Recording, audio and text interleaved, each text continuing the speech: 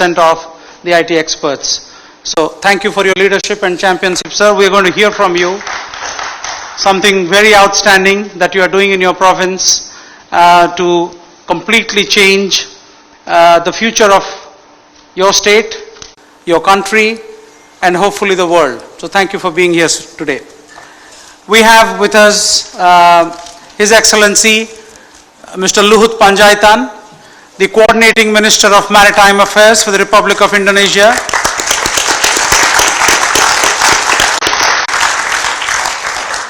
He is someone who I have known for a long time and had the privilege of working with.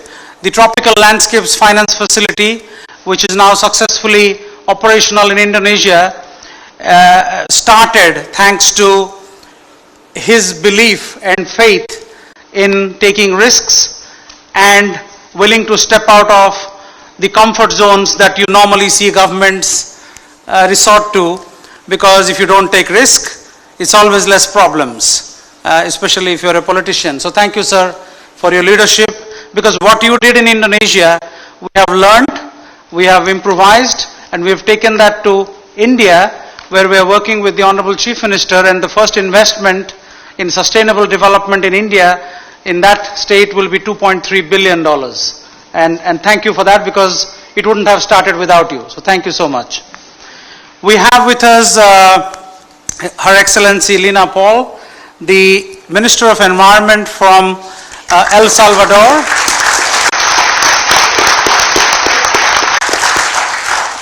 Minister Paul is a champion in every possible way I can describe, but more importantly, she's the driving force now behind the decade of ecosystem restoration that is now making waves, and different countries, different continents are now idea, and we hope the project, or I wouldn't call it a project because it is a system scale transformation that is happening in Andhra Pradesh, could be a flagship as part of that 10 years of ecosystem restoration, because this is restoring an entire state of 55 million people. So thank you, Minister Paul, for being here and your championship.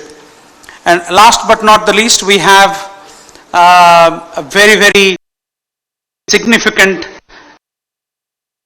Africa, Minister Vincent Biruta from the Republic of Rwanda.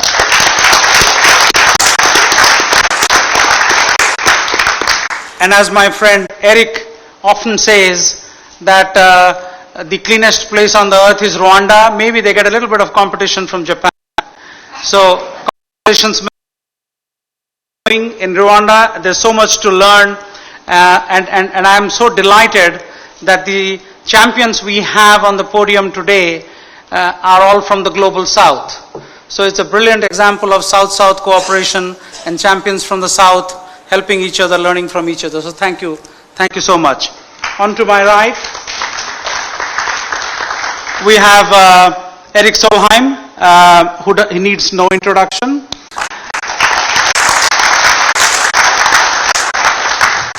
The head of UN Environment, and more importantly, from my perspective, as the person that was leading the work on sustainable finance in partnership with the World Agroforestry Center, BNP Paribas, is that we would not have been where we are today without Eric's championship and support. So thank you, Eric, for that. Thank you so much. We are unfortunately missing Fumjile, the Executive Director of UN Women, because the timing of our event changed, so unfortunately she had to miss out on it last minute. But she's Lamarck, who's actually someone who's been working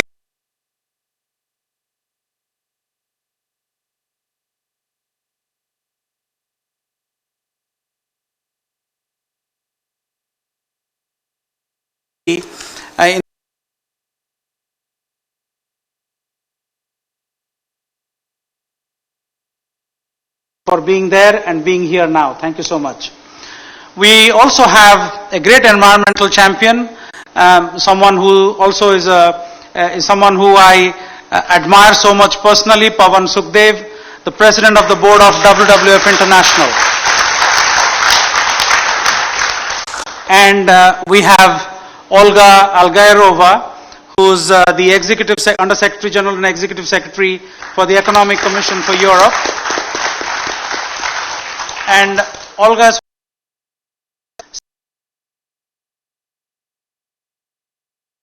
either in terms of learning or in terms of sharing. There's much to happen in Europe. So we look forward to working with the Commission in Europe in a much stronger way in driving this whole sustainable landscapes and ecosystem restoration agenda forward. You will also be hearing from our friends in the front row, BNP Paribas, Laurence, IDH, the CEO is here, Joost Oorthuizen, ICRAF, the Director General, Tony Simons is here, from the Department of Economic and Social Affairs, and the Chief Economist of the UN, Assistant Secretary General Elliot Harris is here, the Executive Secretary of the Conference on Biodiversity, the Convention on Biodiversity is here, Ruth, who's the Executive Director of the Global Alliance for the Future of Food is here. So you'll be hearing from a lot of champions. Unfortunately, podium space is limited, so please forgive me for putting you in the front row. But I understand that the UN is very technology savvy, so everybody will be able to see you on the screen as you speak. So without much ado, let me start by just providing a little bit of a background to what is happening now. We know that globally more than 1 billion people depend on nature for their livelihoods. And everybody depends on nature for their livelihoods. But at least 1 billion directly are dependent on nature for their livelihoods. And it is also recognized widely that public funding on its own will not be sufficient to tackle some of the most defining challenges the planet is facing, which is simultaneously producing more food while stimulating economic growth and jobs at the same time as reducing deforestation and tackling climate change. It's quite a complex equation. But there are solutions, as we are seeing it already at scale, and we have a host of champions here today who will be sharing their experiences and also providing their insights as to how we could do better. In the interest of time, I will stop there and start with Erik Solheim as the host of today's event to preface the event and his vision for sustainable landscapes. Erik, the floor is yours. Thank you so much, Satya. And it's hard for me to explain how happy I am attending this event, because this is truly inspirational. It's exactly what we want to do, to provide the partnerships which can transform the world. Look at this. Number one, this is partnership. I think everyone understands that there is no way government alone or business alone or indeed a state like Andhra Pradesh alone can transform the world. Only through partnerships we can have huge success in all our big issues of the day. And this is the state of Andhra Pradesh. It's the government of India.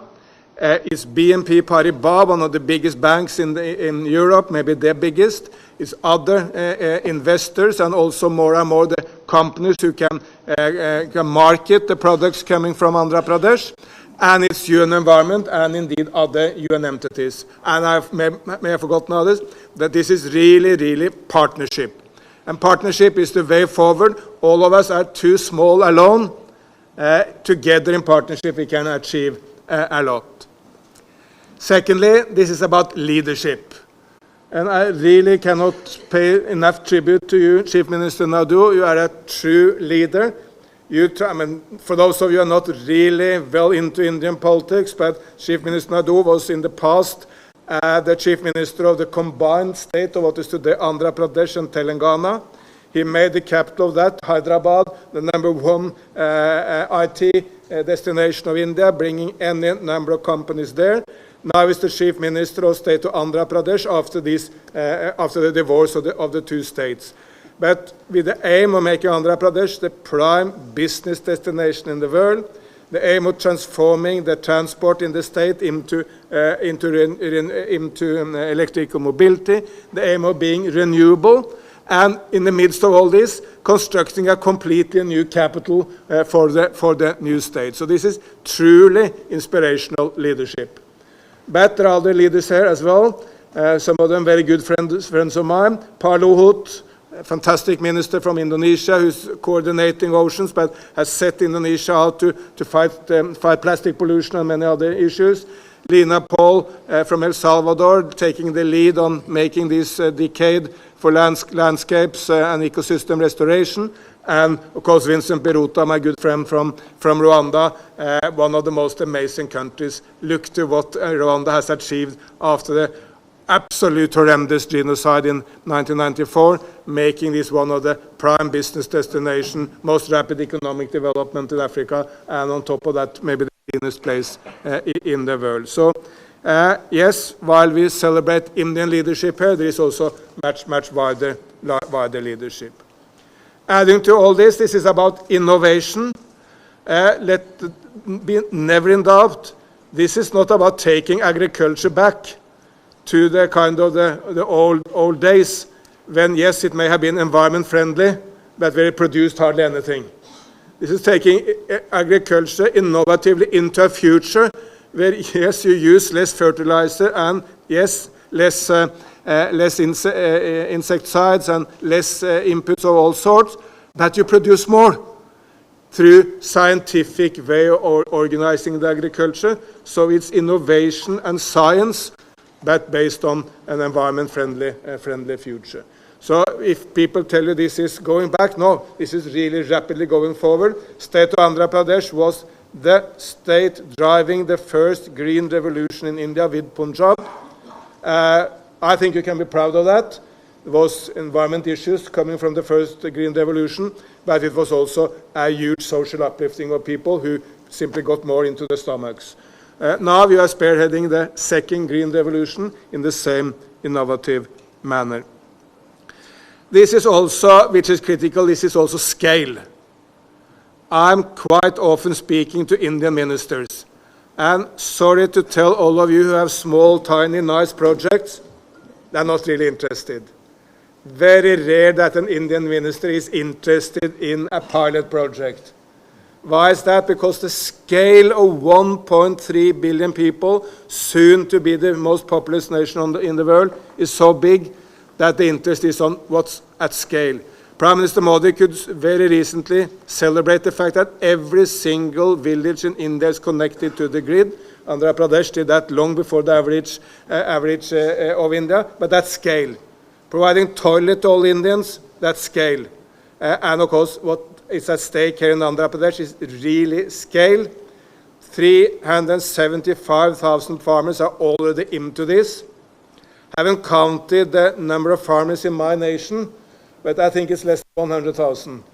So just the start in Andhra Pradesh is many times the number of farmers in Norway. It will be 500,000 this year, and it will end up at 6 million farmers, which is, of course, huge scale. That's much more difficult than having a few small programs or pilot projects. So the scale of this is astonishing. But when you make this successful, of course, it will be taken to others. The neighboring state of Karnataka is already on the verge of starting, and other states of India will do it, and for sure many other parts of the world. So when this is successful in Andhra Pradesh, it's a fantastic story to tell to the world, which the state will tell. Finally, this is about triple wins. I'm not aware of any prime minister, president in the world, or indeed any chief minister in the world who was elected just to protect the environment. If you can tell me that person, I would be happy to embrace that person, but I'm not aware of anyone. Every political leader in the world needs jobs, economic development, protection of the social issues of the people, and environment. And that's exactly what this is, triple win. Producing more so that the farmers of Andhra Pradesh are better fed and get a better economic income, better life, taking care of the health and the social issues of people, because with less fertilizer and less chemicals, the health of the farmers will benefit, and adding to that, This is a fantastic favor to Mother Earth. So this is really, Chief Minister, triple win. Good for the economy, good for the health, good for environment at the same time. So I hope I tried to convey to you how inspired I am. I think you all will be as inspired when you see this, and I'm sure the Chief Minister Naidu will welcome you to Andhra Pradesh to see with your own eyes. Thank you so much.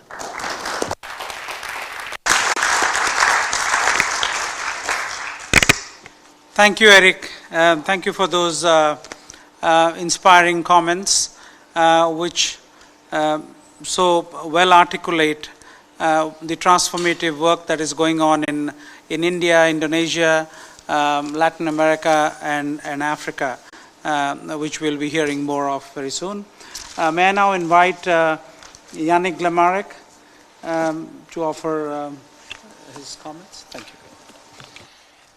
Thank you very much, Satya. Good evening, everybody. Based on existing development trends, we are not to achieve gender equality before the second half of the 22nd century. And a gender unequal world will also be an unsustainable world. We are not to achieve, to protect biodiversity, we are not to address climate change if we are still a gender unequal world. The UN Women was established 7 years ago to try to act as a smart catalyst to break these development trends and try to accelerate efforts toward gender equality and women empowerment. To achieve our mandate, we focus on four main thematic: women political empowerment, women economic empowerment, elimination of violence against women, and women engagement in crisis prevention, response, and recovery. Now, in terms of women economic empowerment, the topic which is directly linked to the workshop today. One of our key priorities is to address the gender gap in access to productive assets, be land, technology, market, finance, or time. And because finance is such a big issue, we ended up trying to look at how can we be a smart catalyst when it comes to addressing the gender gap in finance. And we increasingly got convinced that innovative and digital finance could enable us to dramatically change the game for women farmers, for women entrepreneurs. Why digital finance? We believe that digital finance can at least provide four new types of services. The first one is that with big data and artificial intelligence system, we can now relatively easily incorporate environment, social, and governance standards into investment decision making. And that's the reason why UN Women was extremely proud to be associated with ICRAF and with the government of Indonesia and, of course, UNEP in launching the Tropical Landscape Facility. And our objective was to try to provide some technical assistance to make sure that the projects supported by this facility are not only green, but they are also socially inclusive. That means that they provide a triple development dividends in terms of finance, in terms of environmental sustainability, and gender equality. We are also working we are also trying to leverage artificial intelligence and big data to try to change the way financial institutions assess credit risk, etc. So that's the first element where we believe that sustainable digital finance has a huge potential. A second element is new business model. And here again, if we look at what is being done in India and in Indonesia, we are speaking about a new business model for decentralized renewable energy technologies and for sustainable farming system.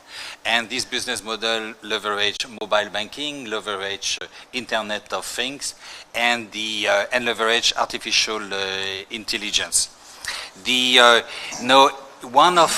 trying to leverage all these technologies by creating an ecosystem of mobile applications to address the gender gap in agriculture. We believe that with a mobile banking system, we can enable women farmers to have an idea about the overall area they farm, to be able to have an idea about how much they are willing to sell.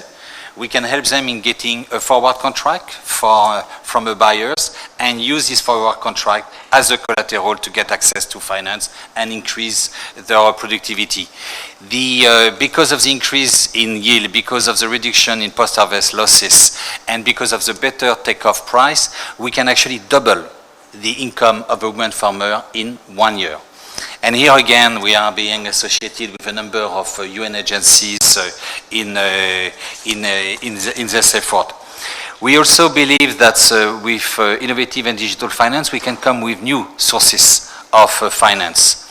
And UN Women with UNCDF is right now working on a new instrument called Unit Life. And the idea of Unit Life is basically to try to get some micro grants from everybody when you go to pay for something during the e-payment,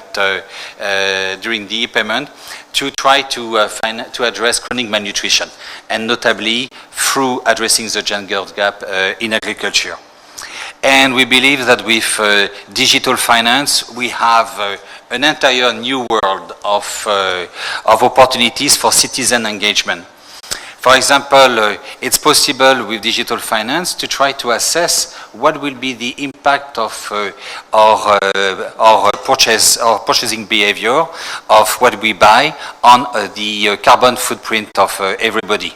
And that we can start providing this information to every single citizen, and therefore change your behaviors. And we can associate with this information some incentives for people to, for example, go for one type of purchase versus another one. One good example is Ant Forest. Ant Forest is an application that was launched by Alibaba Pay, which is now called Ant Finance, if my memory is correct, in August 2016. And now they have more than 300 users. And every time one of these consumers buys something which is environmentally responsible, for example, an efficient light bulb rather than an LED rather than an incandescent light bulb, they get some point, and these points are being used to plant trees. And so I strongly believe that we are at the beginning of a brave new world. And if we can create the type of alliances needed, we can truly leverage innovative and digital finance to align finance with sustainable development and break trends, not only for gender equality, but for all of the 17 Sustainable Development Goals. Thank you very much.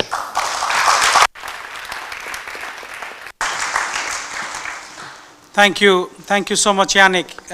I think the power of the people manifested through digital networks, and if you can leverage that in a credible and in a successful and an inclusive way, we can really transform the world, and that's what is waiting to happen to sustainable landscapes, because that can really change things. With that, let me invite somebody who has been at the crossroads of both finance and environment and of course the green economy. Pavan Sukhdev, who has in his past life been a professional banker at the highest levels, and now an environmental champion at the front lines of both advocacy and ideas.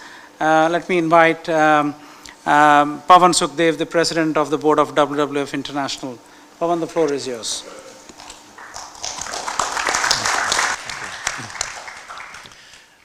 Thank you, Satya. Distinguished leaders on the panel, friends, ladies and gentlemen. First, a few words about the organization WWF and why, for us, the idea of sustainable landscapes is heart and center of our mission. WWF is, I think, the nearest way I can describe it to you is kind of a United Nations of NGOs with a common mission. We have 34 independent national organizations, 50 different project offices, altogether 85. We have got 5.4 million supporters around the world, 7,000 staff. So as those of you who work with the United Nations are familiar, achieving consensus is quite an art form in a situation like this. Thankfully, we have a common mission, which has always been to build a future in which humans can live in harmony with nature. And I think From that mission comes our desire to work with nature, and work with farmers, and work with landscapes.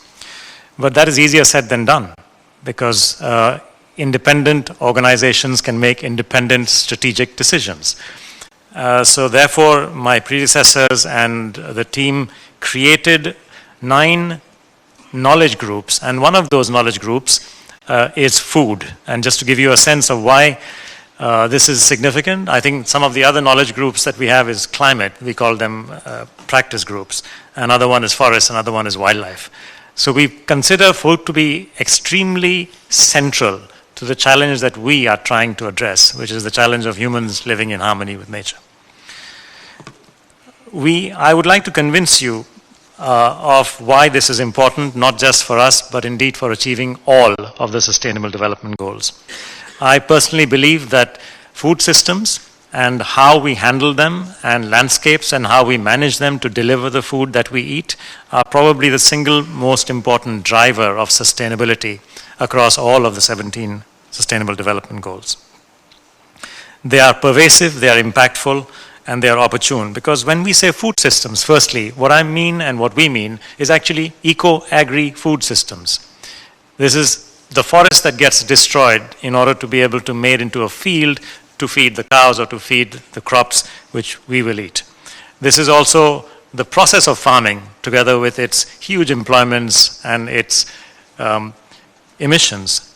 Few people realize that farming actually is the largest employer by far, by an order of magnitude. In other words, 10 times bigger than the next largest. 1.3 billion people around the world are employed largely as farmers. Out of those, 1 billion people are smallholder farmers, which means farms less than 2 hectares. They operate out of 525 million farms around the world. And when it comes to greenhouse gas emissions, when we talk about agriculture, we are not seeing the full picture. When we talk about eco-agri food systems, looking the whole of the food system, including the production of food on the farm, the emissions, including the manufacturing, including the processing, and the waste, which on its own, food waste is the 3rd largest emitter if it were a country. If we look at food systems like that, then in fact they account for between 43 and 57% of total greenhouse gas emissions. In other words, the single largest contribution to the greenhouse gas challenge that we face today. If we think in terms of gender, and my colleague here has highlighted these issues, 60 to 70% of the farmers in sub-Saharan Africa actually are women. When we talk about equality, the SDG, we cannot do that without looking at farming.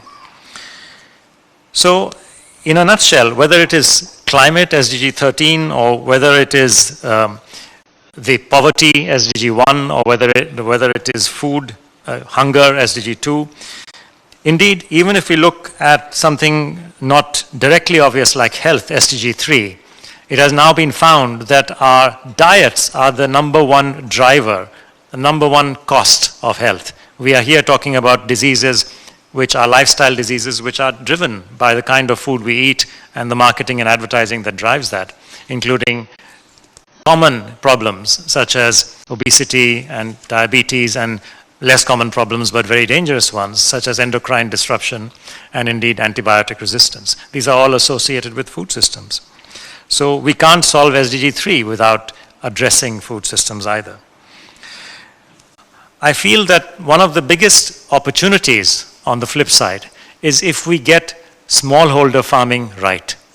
I feel this because not only if we can address the livelihoods of 1 billion people, if we can address their opportunity to craft a better life, we will have addressed numerous problems simultaneously.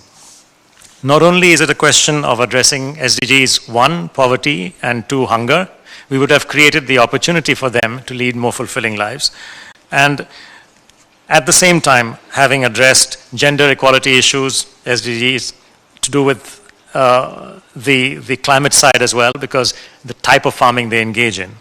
But what can policymakers do? And I feel that policymaking in the developing world truly needs to focus on 3 particular aspects of the smallholder farm. About its yield, trying to increase the yield in a sustainable manner, about its risks. And part of the risks are the health risks of farming in an unsustainable manner, which directly affect the farmers, but part of the health risks are also to do with soil health and indeed the health of those who eat the food that is grown there. So addressing the lower risks and also addressing the climate risks which directly impact the success of farming. And lastly, the importance of fairer prices. So today's smallholder farmer, so important for our livelihoods, they grow more than half the food that we eat, and yet so neglected in terms of policy driver, I believe needs to be focused on in terms of sustainable and higher yield. Number two, lower risks, and number three, fairer prices. If I were to identify projects that actually do achieve that, frankly, and I'm not saying this because Chandrababu Naidu is here, but because I really do believe it, and because Vijay Kumar is here, who has done such an outstanding job with his colleagues on the ground, or because Satya is here, who is a friend and with the United Nations now and has done so well, or because Eric, who has been supporting this project. I'm saying this because if we look at the statistics, it is outstanding. Smallholder farming in Andhra Pradesh, being done through the ZBNF, the Zero Budget Natural Farming Initiative, has actually been working in exactly that direction. And that is why I'm so pleased to be sharing the podium with all of you who are involved in this.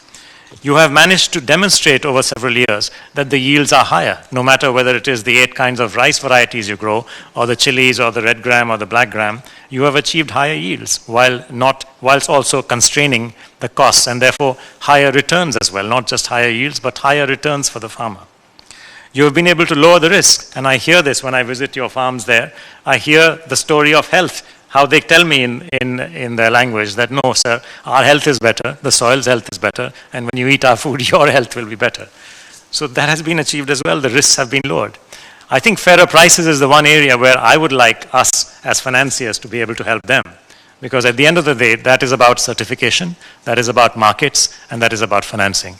So I'm very pleased to have our friends from BNP Paribas here with us in today.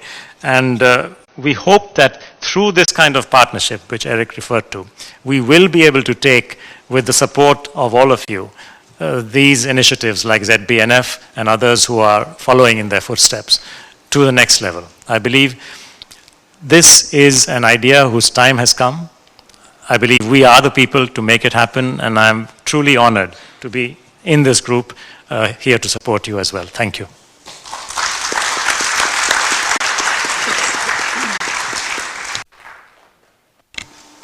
Thank you, Pavan. Thank you for being a fantastic supporter of the cause, and also thank you for being someone who's been at the forefront of this move towards sustainable finance. Pavan kindly supports us pro bono for a long time on the steering committees of the Tropical Landscape Finance Facility, that of the Sustainable India Finance Facility, and many more things that I've had the privilege of working with him for almost a decade now.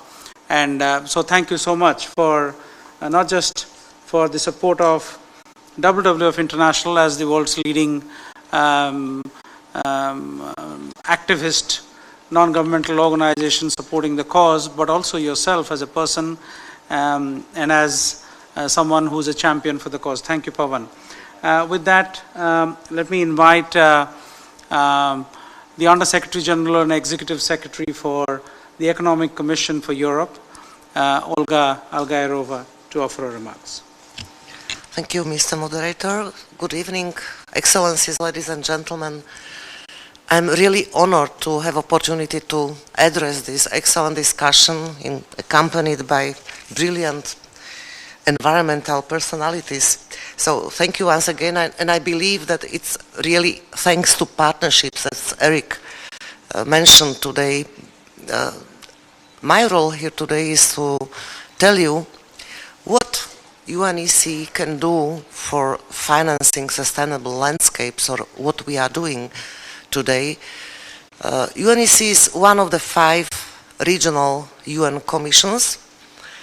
We are the smallest one, in fact. We are just 188 people, but how we work is we network 8,000 experts from our member states who produce standards and norms and guidelines and exchange the best practices. So our region, we cover 56 member states. This is the European Union, the Balkans, the former Soviet Union, and the United States, Canada, Turkey, Israel, Switzerland. So quite diverse region, also on environmental issues. As mentioned, typical normative organization, and we do a lot for sustainable development. Let me restrict myself today on two elements, and that's forests and water. Speaking on forests, in my opinion, the market mechanism don't always address or allocate resources for where needed. Concretely what I'm speaking about is the value of environmental services provided by forests and also other natural capital. I'm sure we all would agree that there is a great value of sitting in the shade of a tree. But adding more to that is forests are protecting us from landslides, from floods, from avalanches, and of course they contribute fantastically to cleaner air, cleaner water, and climate. Let me give you some numbers. Recent research assesses the value of environmental benefits by forests at $16.2 trillion per year and wetlands services at 26.4 trillion per year. Still, critical financing is missing and opportunities are missed. Innovative mechanisms such as payment for forest ecosystem services can raise resources for the preservation of natural capital and address these market failures. This payment scheme provides an incentive structure. For instance, the user of an environmental service such as water purification pays the landowner who provides that service, giving him a very concrete reason to preserve the ecosystem. UNEC has always been developing recommendations and assessing the scope and conditions for such schemes. First, we have found that water-related payment for forest ecosystem services that are based on a partnership model again are more successful in accessing multiple sources of funding, increasing organizational resilience to changing political support, and ensuring that forest owners and managers engage over the long term. And second, we also found that we can make these schemes more cost effective if we focus on ecosystem service bundling, recognizing that forests are a single ecosystem that provides multiple related services that can be combined in a single credit. Moreover, such schemes can provide important co-benefits such as carbon mitigation, biodiversity conservation, and social benefits. We have a publication that will be coming in the near future titled Forests and Water, Valuations and Payments for Ecosystem Services. I hope you can keep your eye for that. It will contain recommendations for how to deploy such payment schemes effectively, including the sources, both national and international, are primarily targeted to national and local projects.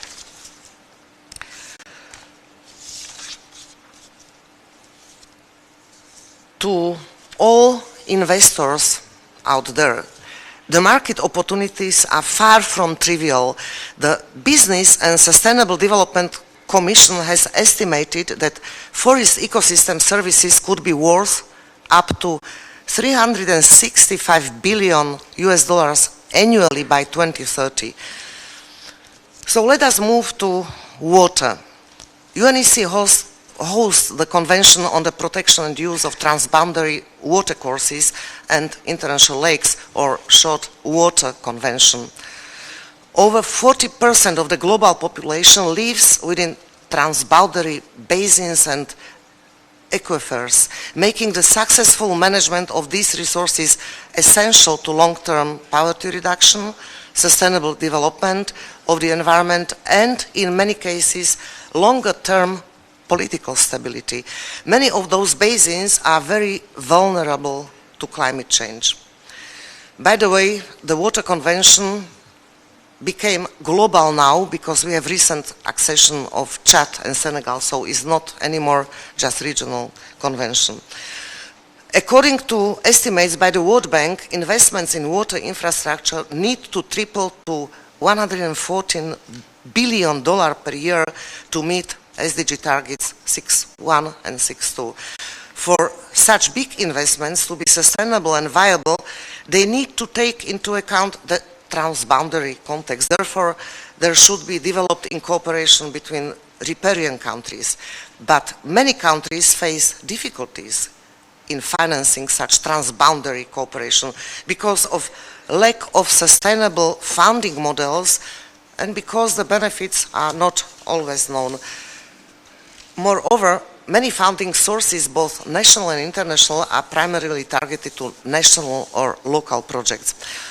First, if we want bankable projects that will be attractive to public and private investors, we need to understand and manage the special risks and complexities of transboundary river basin projects, such as the involvement of multiple countries, legal responsibility, and mandate for implementation, and the challenges of sharing upstream and downstream benefits and commitments. At the same time, the transboundary context offers risk mitigation tools that are not available in single country projects, especially when the national river basin organizations are in place.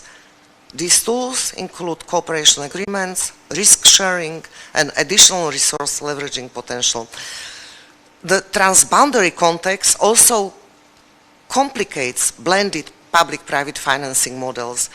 Specific guarantees were traditionally only designed for national contexts, but are now also offered by World Bank and IFIs for the transboundary context and need to be tested. I already mentioned UNEC's Water Convention that can help to create an enabling environment for investments. This Water Convention can increase sustainability of cooperation projects and reduce investment risks thanks to the legally binding long-term commitments made by countries and its continuous support for cooperation. Convention supports countries and basins in raising funds for transboundary basin development. In fact, we are organizing a global high-level workshop on precisely this topic with the World Bank, EIB, ADB, GEF, and others on 9th of October this year in Astana, back-to-back with the 8th session of the meeting of parties of this convention. I am pleased to report that this support is available to all member states. As I mentioned, this convention was offered to be global a few years ago, and we have these recent African accessions. Ladies and gentlemen, in the UNEC region, there is a very high need to invest in repairing, maintaining, and upgrading old water and sanitation infrastructures. This, again, represents a financing challenge, but it is also a development opportunity. Considering also the interlinkages between the water, energy, and food and ecosystems, it is important to plan resource use in an integrated manner. We at UNEC, we are proud to serve as a platform that brings together different stakeholders. I'm coming back to partnerships to identify opportunities for all parties affected by the water, energy, food, ecosystems nexus, and this identification and the mobilization of the political will to unlock these opportunities are the necessary first step to raise financing. I hope I was able to tell you about how the UN, and namely UNEC, can address the challenge of financing sustainable landscapes, and I thank you very much for your attention.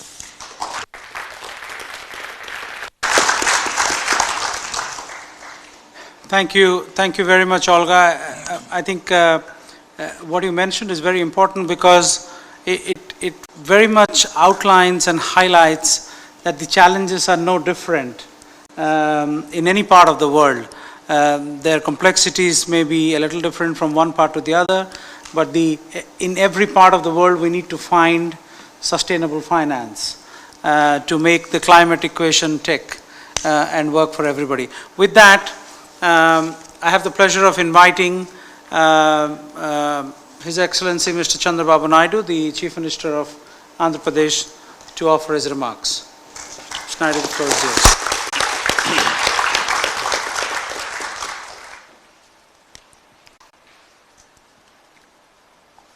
His Excellencies on the dais and friends. Telugu వారందరి తరపున భారతీయుల తరపున ఈరోజు ఈ కార్యక్రమానికి చేసిన మీ అందరికీ మనస్ఫూర్తిగా నమస్కారాలు. ఆంధ్రప్రదేశ్ నేడు ప్రకృతి వ్యవసాయానికి కేంద్రంగా మారింది. ఇది ప్రపంచానికి ఒక ఆదర్శం. 2 minutes I am able to speak in my mother tongue. This is the rarest occasion for me to address this type of subject.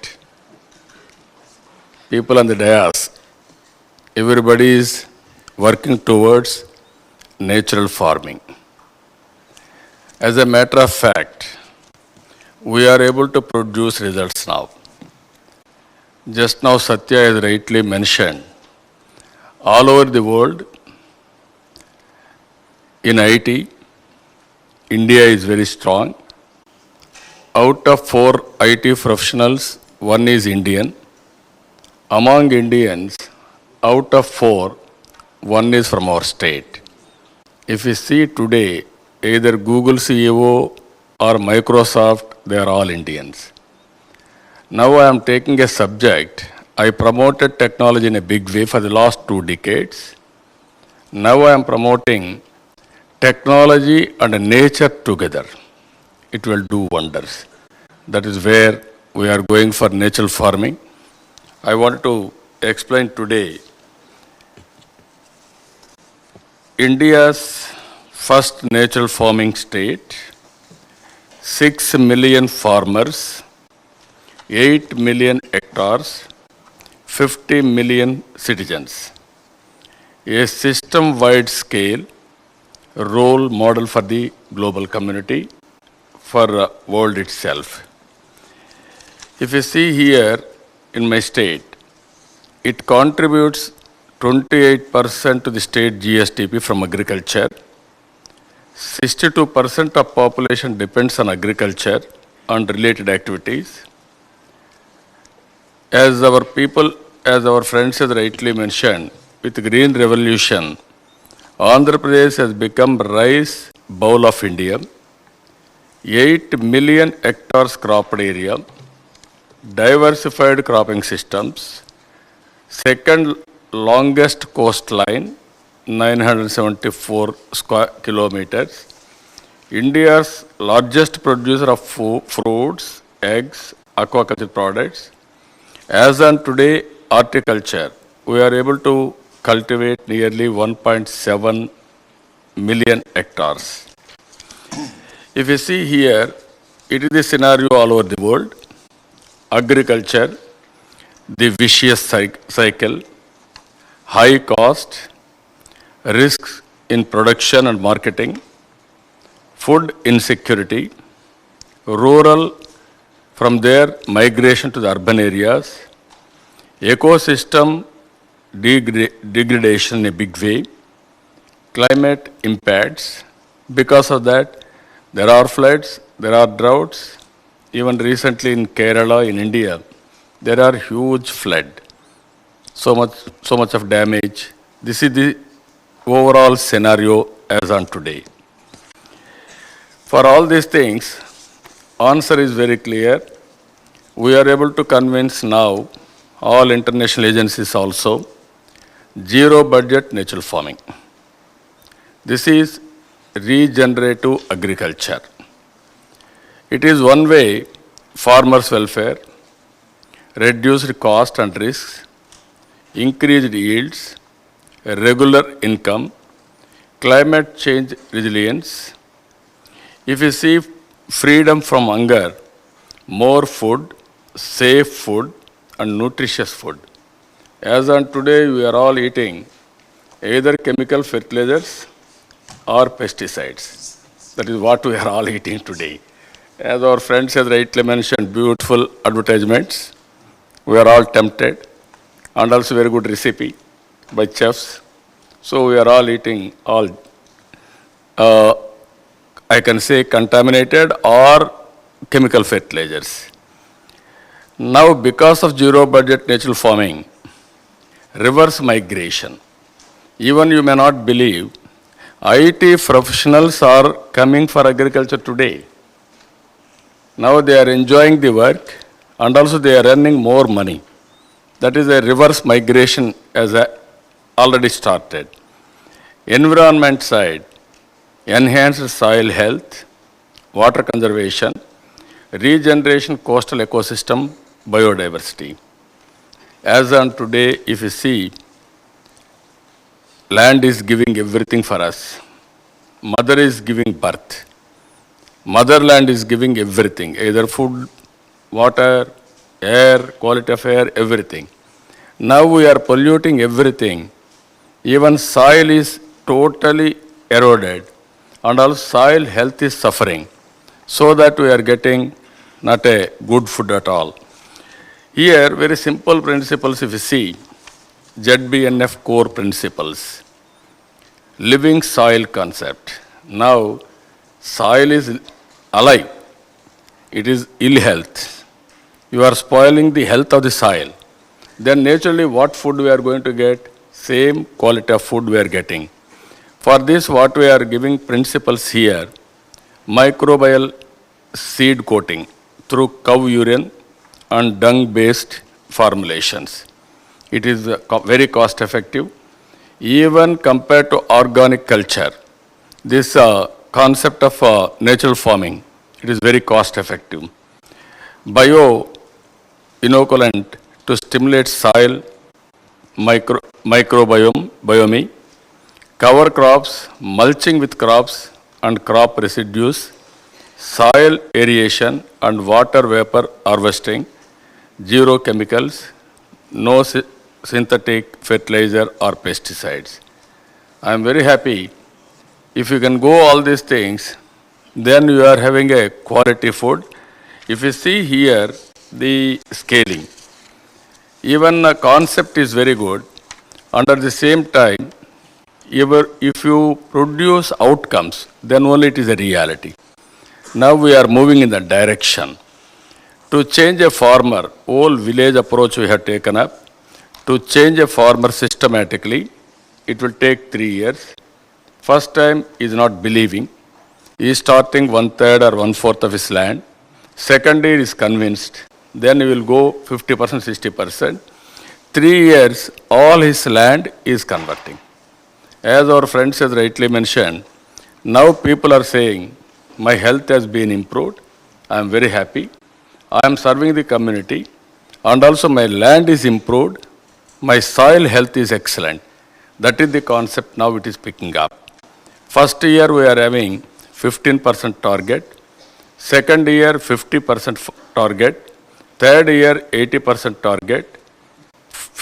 Within 5 years time, 100% we are going to implement it.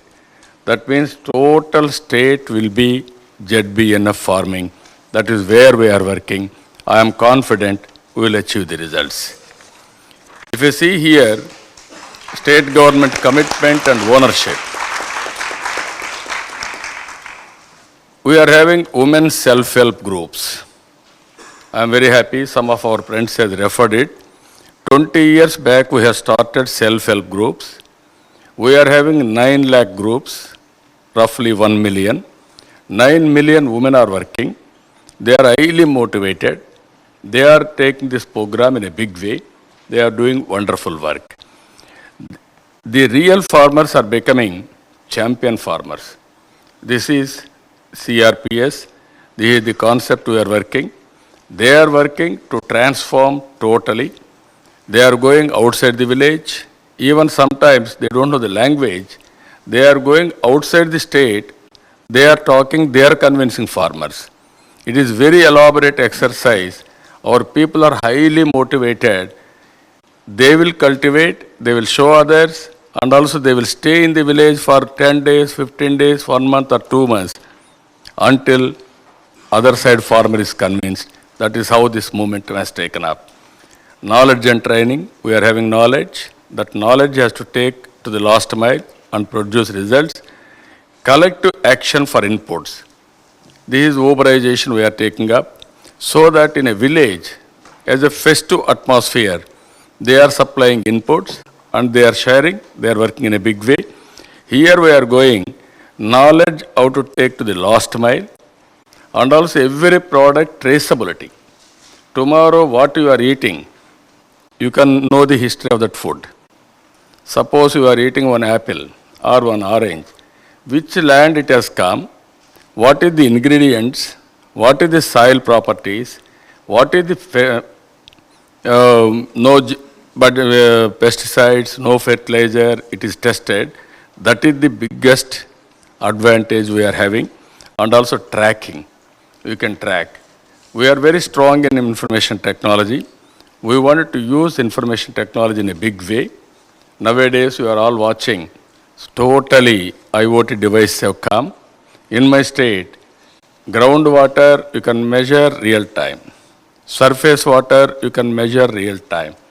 Even cyclone prediction, you can know real time, tracking, movements, everything. Ultimately, street lights, I can monitor from New York to remote village, that light is off or on. That is how we are going real-time governance. As on today, that is the approach. Future, I am telling you, we are number one in ease of doing business. I want to be distant number one. And also, we are going ease of living. Everything will be online. No need to go to any office. Then we can control total corruption. We are going most livable standards. Quality of water, quality of food, quality of air, quality of health. Like that we are going. And ultimately, our aim is to have quality life with happiness. Happiness is very, very important for all of us. Human life should be meaningful. For that, ZBNF is very, very important. If you see here in ZBNF, our achievements. 2016 we started, 40,000 farmers. 2017, it has become 163,000 farmers. 2018, now we are having 500,000 farmers, 500,000 acres of land. 2020, 1.7 million farmers. 2022, 4.1 million farmers.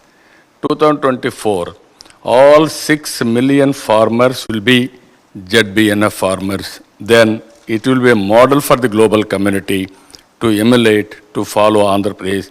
I am confident before that you all realize, then you will come back to us. We'll work with you to make global community to provide safe food. Here, I am very happy. 20 years experience women groups are working. They are taking up this momentum. So many partners are here. I need your collaborations, either finance, sustainability models, philanthropy, knowledge sharing, and also marketing. I am providing one of the best products, but I need marketing. There are some people here. You have to help me.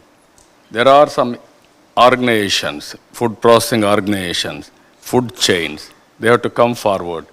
This is a natural food we are giving, no pesticide, no fertilizer.